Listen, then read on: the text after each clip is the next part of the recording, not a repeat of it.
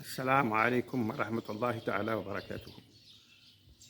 Aujourd'hui, nous avons une émission sur la citoyenneté. Mais bon, j'ai quand même un ami qui m'a demandé de lui relater une expérience que j'avais vécue avec un ami en Afrique il y a quelques années. Il considère que cette affaire, cette histoire a un peu des aspects civiques importants et que ça pourrait bien aider à l'éducation citoyenne. Et bon, je lui ai dit qu'il n'y a pas de problème, je vais essayer de la présenter aujourd'hui dans cette émission citoyenne. En fait, il y a plusieurs années, j'étais dans un pays africain et j'avais un ami que j'ai connu et qui était un homme compétent avec de grands diplômes, il a une grande expérience aussi. Et il m'a dit qu'un jour, le président qui venait de prendre le pouvoir a fait appel à lui. Il lui a dit: j'ai besoin de votre expérience, vous devez être là avec nous dans le cabinet. Je vous confie les réformes, je vous demande de regarder tous les secteurs et de me noter tout ce qui est défaillant et de me faire des propositions aussi concrètes pour pouvoir aider à l'amélioration des choses. Et j'ai confiance en vous, il n'y a pas de problème. Je lui ai dit ok. J'accepte donc la fonction et je suis devenu donc conseiller à la présidence. Et puis j'ai commencé à regarder les différents secteurs et à faire des propositions pour des changements dans les différents secteurs du pays, intérieur, extérieur et tout. Et donc, à chaque fois que je demandais à le voir, il me recevait, je lui présentais un peu les programmes, les différentes réformes, des choses. Et je prenais parfois des mesures pour changer les choses. Parfois aussi, il me disait qu'il va attendre un peu. Et on continue à travailler. Mais au bout d'un certain temps, il ne me recevait plus. J'ai dit, demande au docteur de cabinet, je lui ai dit pourquoi le président ne me reçoit plus. Il m'a dit, écoutez, le président est assez pris, il y a beaucoup de défis, beaucoup de problèmes, mais attendez, il va peut-être vous appeler un jour. Je reste donc dans mon bureau à la présidence, je monte, je descends, et puis un jour, après quand même un certain temps, le docteur de cabinet fait appel à moi et il me dit de passer le voir. Quand je viens le voir, il me dit, écoutez, moi je vais vous poser une question, ça ne vous concerne pas vous, vous êtes quand même un homme sérieux, compétent et tout, mais c'est une question simple, je veux justement que vous donnez votre réponse. Je lui dis, ok, il n'y a pas de problème, donnez-moi votre question. Il me dit, vous avez deux personnes qui passent à la maison. La première, quand elle vient, elle dit à madame, vraiment, quand on est chez vous ici, on est très content, je me sens bien,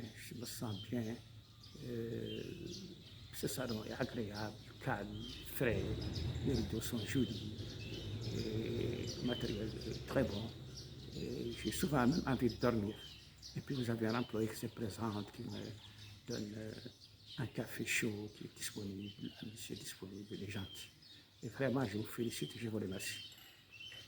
Vous avez un autre ami, quand il vient, il dit, madame, je suis rentré, mais écoutez, madame, une dame comme vous, compétente, qui a des moyens, pourquoi vous essayez de les salter à la porte d'entrée? Pourquoi vous ne cherchez pas un fil, quelque chose comme ça, dans lequel vous allez mettre ces saletés-là? Vos employés peuvent mettre ça là-dedans. Et puis, dans votre salon, là, le matériel est un peu quand même vieux. Essayez de changer le matériel. Les rideaux sont vieux. Il y a maintenant des jolis rideaux en ville. Et puis, il y a trop de bruit. Essayez de voir comment fermer vos fenêtres là. Vraiment, vous avez aussi un employé qui n'est pas très disponible. Il est lent, il amène un café qui est très frais. Je ne suis pas très content, madame. Essayez de changer les choses. Le docteur de cabinet donc dit à mon ami, si ces deux personnes appellent, laquelle d'entre elles, madame, voudrait qu'elle se présente rapidement? Alors mon ami répond, il dit, le premier, quand il appelle, même à 3 heures du matin, il sera extrêmement content et il lui dira de venir. qu'il est bienvenu, elle sera contente. Le second, quand il appelle, elle va avoir des maux de tête, elle sera découragée, elle ne souhaitera pas qu'il vienne. Elle ne souhaitera pas qu'il vienne, pas du tout. Alors, le docteur de cabinet s'adresse à mon ami et lui dit, vous savez, les présidents africains sont comme ça. Avez-vous compris? Alors mon ami répond, bien sûr, j'ai compris, je vous remercie beaucoup, merci, j'ai compris. Et mon ami me dit, bon, je me suis retiré, je venais de temps en temps à mon bureau. Et au bout d'un certain moment, il y avait une cérémonie officielle, le président était présent. J'étais aussi convié. Et puis, par hasard, bon, il me voit et me dit, écoutez, venez là, qu'est-ce qui se passe? Avant, au début, vous nous écrivez, vous faisiez des propositions, des choses, c'était bien, et tout. Maintenant, on ne voit plus. Alors, mon ami dit, Monsieur le Président, quand vous avez pris le pouvoir, la situation était pas bonne du tout. Et il y avait beaucoup de problèmes. Moi, j'ai écrit, j'ai fait des propositions, vous avez pris les mesures qu'il faut. Maintenant, la situation est très bonne. Pourquoi j'écrirai? Il n'y a pas de raison d'écrire.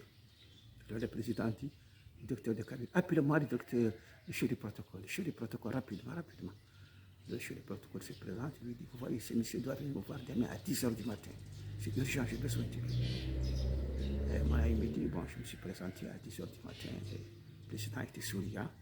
Et il me dit, écoutez, j'ai besoin de vos efforts, de votre compétence, je vous confie cette institution-là, c'est très important. Je lui dis, ok, j'accepte. Et voilà donc comment je suis venu à la tête de cette institution-là. Et il me dit, je vous donne cette leçon pour vous servir dans l'avenir. Je lui dis, je ne sais pas si elle pourra vraiment me servir, mais en tout cas, personnellement, je veux dire, mais quand même, c'est une leçon importante qui donne beaucoup de choses intéressantes sur les aspects de la vie politique en Afrique.